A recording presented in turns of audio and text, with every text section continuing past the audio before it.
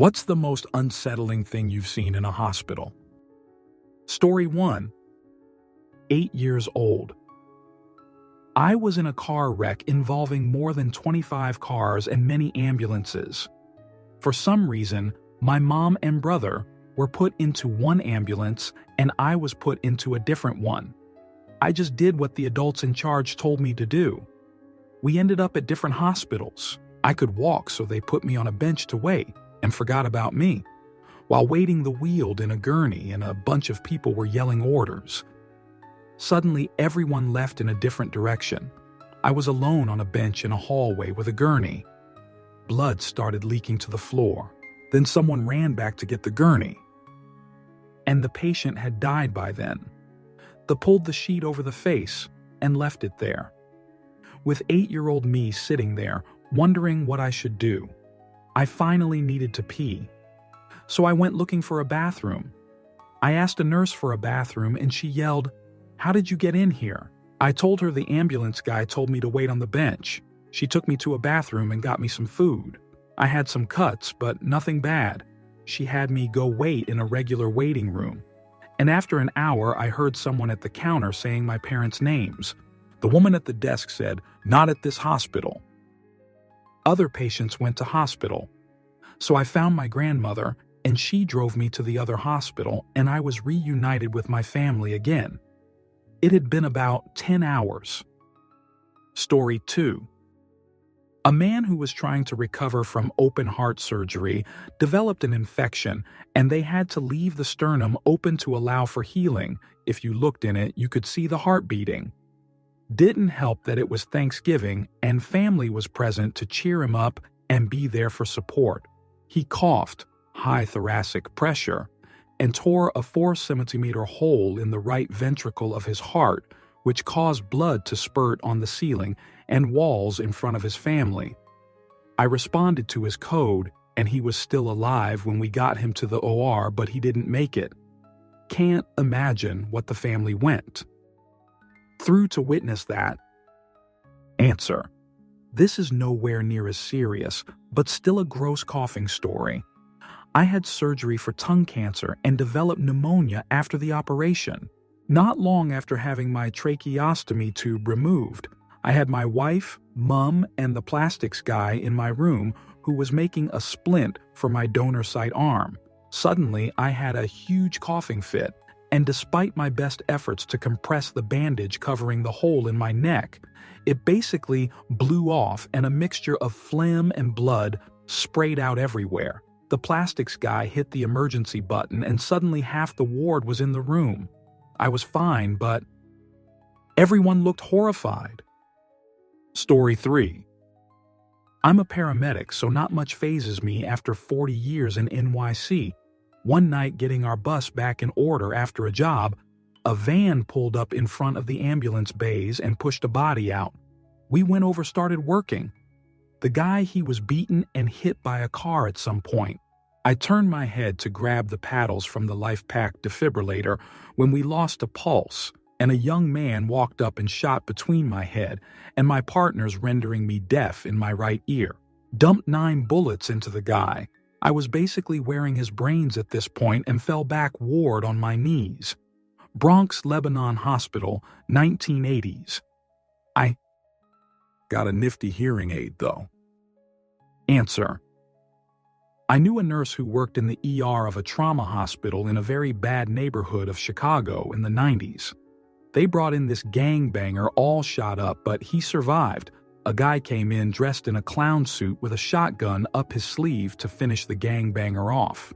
The security guard saw the clown raise his sleeve up with the shotgun in it, and they tacked him. Story 4. I used to work part-time in the operating room of a level 1 trauma center as, essentially, a gopher for whatever the doctors and nurses might need during a surgery. Sponges, sutures, etc. They request something, and I get it into the room as quickly as possible. One Saturday morning, normally weekends are quiet since they don't schedule surgeries. The OR is buzzing with activity. I'm asked to bring a couple items into the room, and when I open the door, I see a hand sitting on a tray covered in povidone iodine. curling up.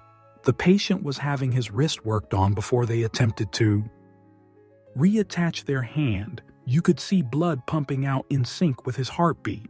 Apparently what had happened was said patient was having relations with a married woman in a car. The married woman's husband found out, yelled at him to get out of the car, and when he was in the process of stepping out, had his hand chopped off just above the wrist with a machete. Crazy morning for sure. Story 5. Was in the ER for a broken ankle years ago. Suddenly got parked in a corner. Staff told me a bunch of patients from a mass casualty event was coming in. Serious multiple vehicle accident. In true Canadian fashion, they asked if I was fine to wait. I said, yeah, I'm good. I got an ice pack and a high pain tolerance. Second question, are you squeamish? Me. Not usually. Staff. Cool, because shoot's about to get really messy. Enjoy the live entertainment. Saw a bunch of really messed up looking folks wheeled in on gurneys. One guy was screaming bloody takedown, and fair enough, one arm was darn near torn right off his body. Dude was absolutely pouring blood while two paramedics tried to hold it in place, and boy did he get popular fast. I couldn't really see what was going on, but they had him calm down pretty fast with something and quickly stabilized him. ER crews are a special kind of crazy, and I admire the fudge out of them. Story 6. Guy came into the OR with a knife stuck in his chest, and the handle was wiggling with each heartbeat. No, he didn't make it. Story 7. I had the displeasure of watching an employee from the eye bank retrieve corneas from the eligible deceased. They removed the eyeballs and used a scalpel to achieve the desired donation. Seeing a human without eyes is something I can't explain. Perhaps it's because one of the deceased was my patient I helped care for. Story 8. I once saw a man in his 30s, healthy, came in for chest pain. Within minutes, his heart gave out. His wife, still holding the hospital parking ticket, never even made it to his room. Answer: my fiancé had a heart attack at 42. We were sleeping in bed at 2 a.m. He screamed with his mouth closed. Horrid sound. I thought he was having a bad nightmare. Couldn't wake him. I did CPR for 45 minutes. We lived in farm country. They couldn't keep a rhythm going. The ambulance crew didn't give up because I had started CPR instantly, so he had a chance. ER doctor said all his labs were great, minus the heart labs obviously, and he could be recovered brain-wise with oxygenation, except it was a widowmaker, and his heart couldn't be restarted. It would start but not keep a rhythm. I think they pronounced him a good 2-3 hours after it happened. They really tried due to his age. I feel for this wife. I was her. It's awful. Wrecked me for years. Story 9. A patient playing with his own intestines probably. On an emotional ethical level, patient with a traumatic brain injury that severely impaired her short-term memory, who kept asking about her son. Her son had died in the accident that left her with a TBI. Your options were to lie to her or to traumatize her over and over with the truth. Runners-up include many maggot-related cases, medical leash that escaped from the room and left a trail of blood on the floor, coding dying kids, disembodied legs being handed off the sterile field after amputation. I could go on.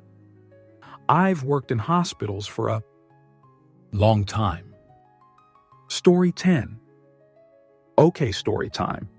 I'm an electrician by trade, and for a time I worked at very large, very prestigious learning hospital, operated by an also very prestigious school with an enormous endowment. I had been working in their morgue on and off for months, sometimes at night, directly over cadavers in cardboard boxes, sometimes surrounded by translucent plastic bins filled with preserved body parts. It was also not uncommon to have to stop working for a minute so they could get past you with a fresh corpse. Point is, I got desensitized to dead bodies really quickly, but regardless, this one has stuck with me. On a random day, My partner and I were doing some work passing conduits through the morgue wall. As such, we were both consistently in and out of the morgue through its single door. In the hall next to the door, someone had left a gurney with a bundle of dirty sheets at the foot. It was there for hours. We moved it. Hospital staff moved it. People set things down on the gurney. It was active. People were involved with it. Towards the end of the day, my partner and I are both on the morgue side of the door when a man suddenly exclaims loudly and incredulously, "Who the fudge left?" "A dead baby in the hall." Yup. That bundle of dirty sheets? Dead newborn, sitting on a hospital gurney for hours. When I said it stuck with me, it wasn't the passing that left its mark. By now the dead were like your co-workers. You were surrounded by them, and their production was shoot, but the haphazardness of it all. The idea that this tiny corpse, the embodiment of every loving parent's greatest fear, was just wrapped in some rags and left there like tomorrow's laundry. And all of us had unwittingly interacted with it just like that, completely oblivious to what was really inside.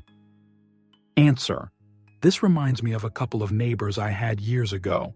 She was a nurse in a pediatric oncologist section. He was a machine technician. When I met them, they were already retired. They used to tell us about how many kids died in that section and all the ways they had to sneak them to the morgue without upsetting all the people visiting. She told me that the babies were easy to move, even 2 to 3 at a time, because you just make a bundle and that's it. But once she and another nurse had to bring an older kid, like 11, 12-yo, to the morgue. But the gurney had a jagged wheel, so one nurse kept the body on it while the other pushed. But eventually, the body rolled out when they were rushing along a tight turn. They told me that while laughing like it was some kind of prank, I was kind of jarred by their casualness, but I understand that you have to harden yourself to not break completely. Story 11. I work in a pediatric ICU. I've seen a lot. Worst I've seen? A previously healthy 5-year-old patient who came into our ER for decreased appetite, liver labs, and clotting factors were insanely out of whack. She got to our PICU, then started bleeding almost immediately. Went into DIC, bleeding from literally every hole you can think of. Was a new nurse at the time? I was frozen. It was insane. She got a liver transplant 4 days later and survived, as far as I know. Answer: I saw one DIC in my career. A 32-year-old lady had a GI bleed. She started bleeding from eyes, nose, fingernail beds, freckles, everywhere. We had a ring of towels around her bed, and you had to walk through a good inch of blood to get to her bedside. They were putting it in several units at a time. I had never seen a bolus of blood before that. Normally, it's 1 unit an hour. This was just pouring it into her. She was dumping it out just as fast. We had helicopters flying blood in for her from other hospitals. They couldn't get it stopped, and she didn't make it, but I think she was at 52 units when she died. The room was a horror show. I had to throw my shoes away. They were just not salvageable. I felt so bad for her husband and 4 kids. She woke up fine, felt nauseous, threw up blood, and then her eyes started bleeding. Poor kids must have been traumatized. Story 12. I was walking on the sidewalk in front of the hospital when someone, who I assume was a quadriplegic, was being loaded into the back of a van. I smiled and said hello. It's a Utah thing. And the person looked me dead in the eyes and said, "Eliminate me." I just kind of frowned and nodded. I get it. Story 13. As a former hospital employee, I can tell you the most unsettling fact. In most hospitals, the cafeteria and morgue are in close proximity because they share refrigeration lines. Answer: insane story. Years ago, before I even worked in the unit, some co-workers of mine were taking a body to the morgue. Getting off the elevator, they somehow managed to rock the morgue cart enough that they dropped the body. The person's head cracked open and started bleeding in the hallway.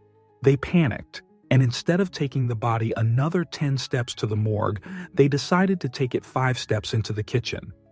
I never really thought about how close the morgue actually is to the kitchen until I read this comment, and it made me immediately think of that story. Story 14.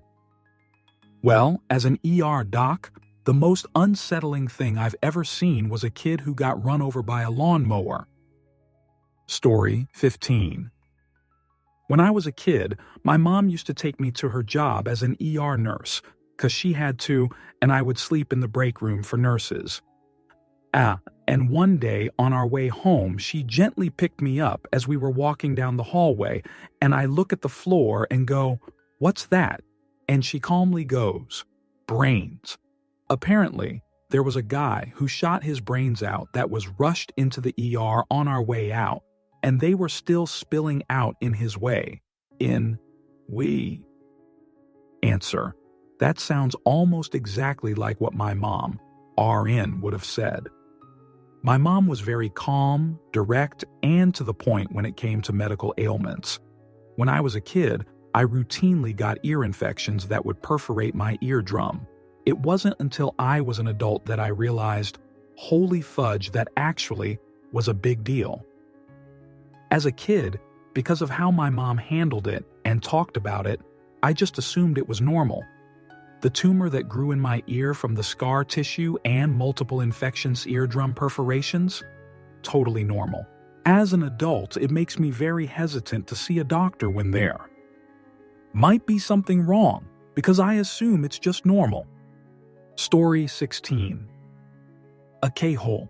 Really though, I was given ketamine for a snapped and dislocated leg, and within moments, it felt like I was yanked out of my body by a string attached to my head, then flying through space and time, while still being tethered to my body in the sense that I could hear my moans and yells as the ER staff reset my bones.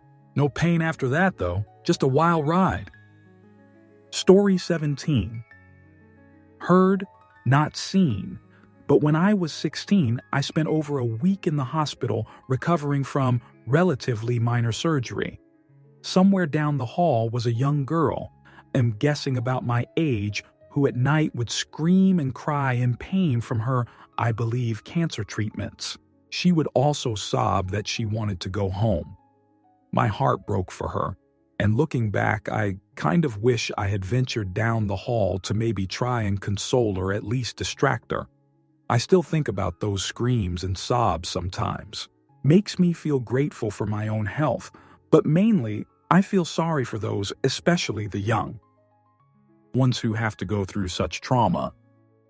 Answer: if it's any consolation, you may not have even been permitted down the hall for visiting her, depending on how immunocompromised she may have been. When I was in the hospital with my son for a concussion, there were areas and floors where we weren't permitted to walk or play, and certain times we had to be in the room because the especially vulnerable kids would get to venture out of theirs. It's an amazingly kind thought. Just don't let it lead to any sort of regret that you feel toward yourself. Story 18.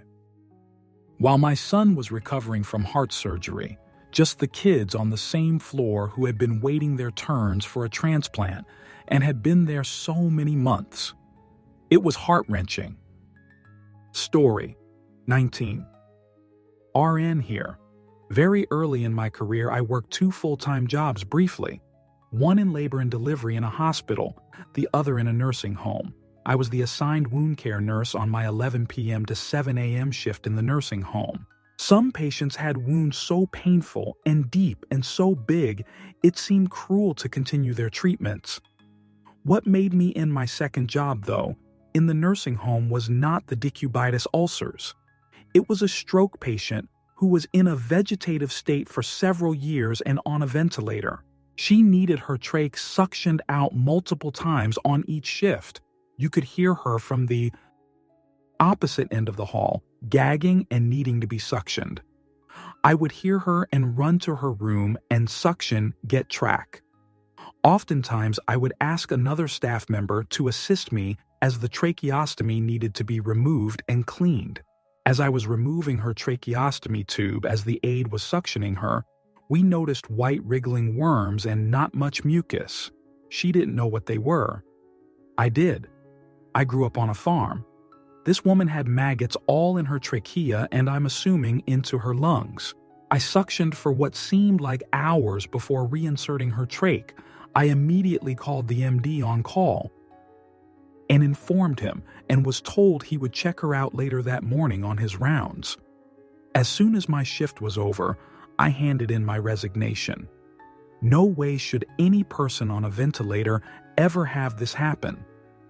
The care or lack thereof for these residents was heartbreaking. Story 20.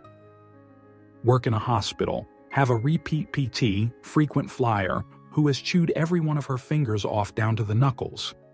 Her past history indicates that there was a time of no mental illness and a well-balanced life, but she lost it after her son OD'd.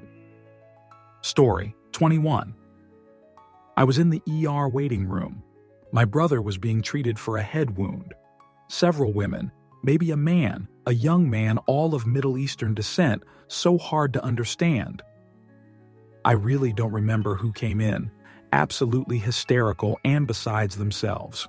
As best as I could determine, they were the parents of two boys, brothers 16 and 12, who were in a bad car accident. Both died in ER.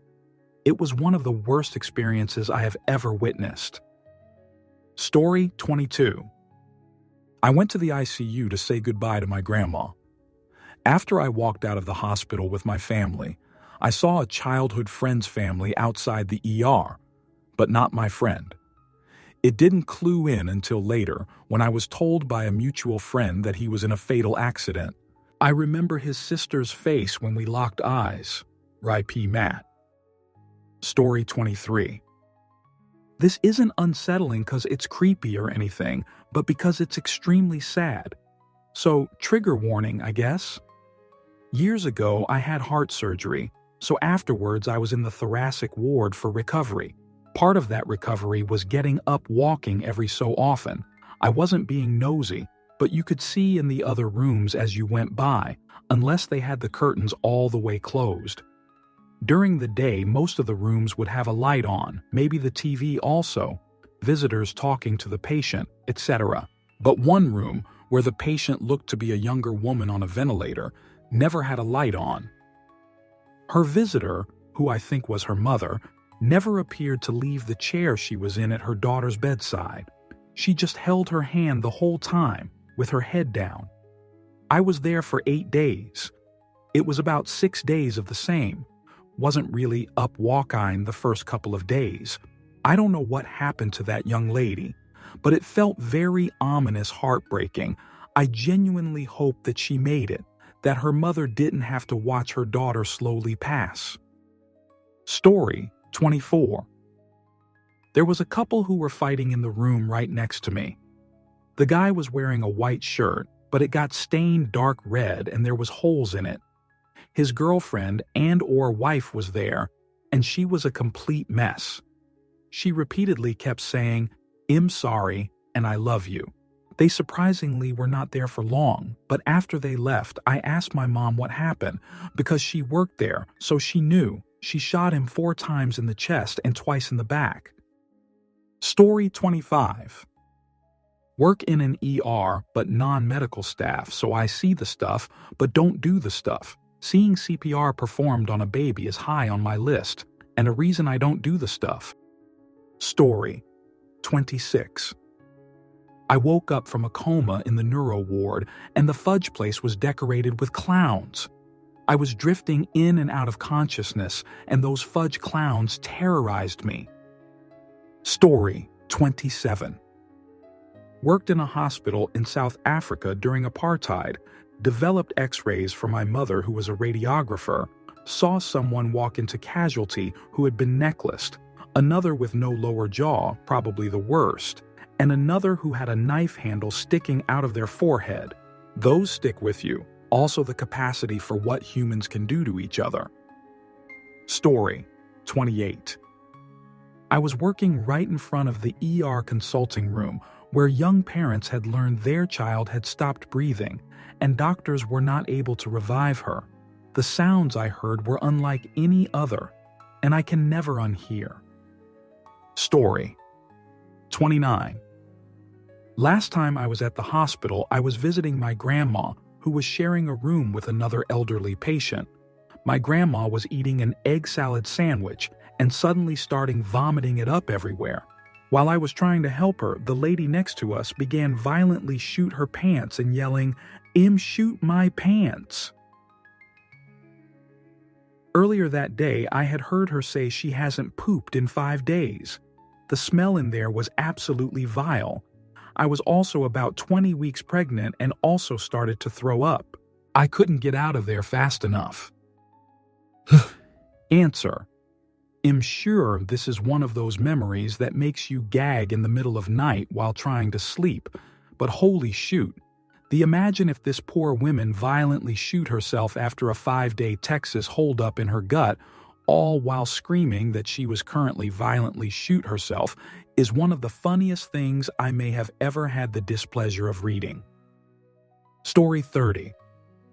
Watching my grandma who raised me pass away as they lower her oxygen in a room full of our family, including kids.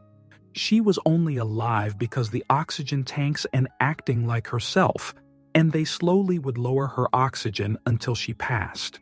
She was always depressed and tragic end, and I thought she would go peacefully, but her last words were, "I'm not ready to die." Still bugs me, like putting her to sleep by suffocating her slowly. Story 31. When I was in a post-surgical bed, the guy next to me was delirious, and a nurse he had an amputation of a leg scheduled. Apparently, he was an uncontrolled diabetic, and the leg had lost sensation and blood flow and was deteriorating rapidly. I drifted off to sleep for like 20 minutes, and when I woke up, he was gone. He'd checked himself out.